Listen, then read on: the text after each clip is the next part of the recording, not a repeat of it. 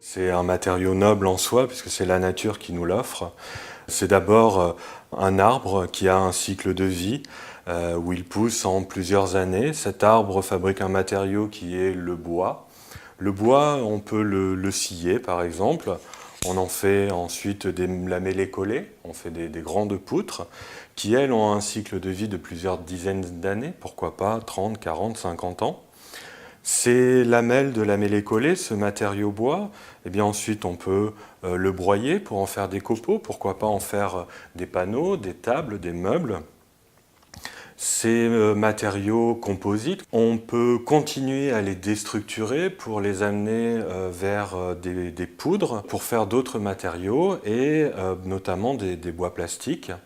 Ensuite, ces mêmes poudres qui ont été déstructurées, on peut les utiliser pour faire de l'énergie, notamment du bois énergie. Donc là, on a atteint un cycle de vie de plusieurs dizaines d'années. On brûle ce bois pour en faire de l'énergie. Il en reste que des cendres.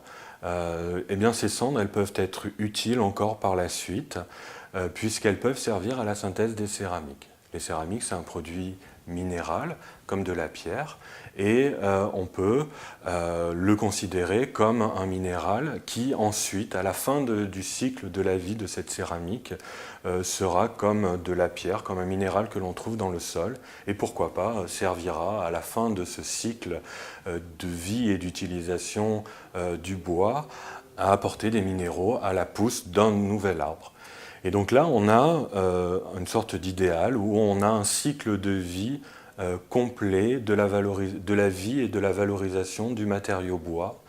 Et demain, le bois, c'est quoi? C'est peut-être le seul matériau qui aura un cycle de vie plus long que la vie qui lui aura été nécessaire pour pousser. Donc on peut avoir un cycle de vie infini grâce au bois.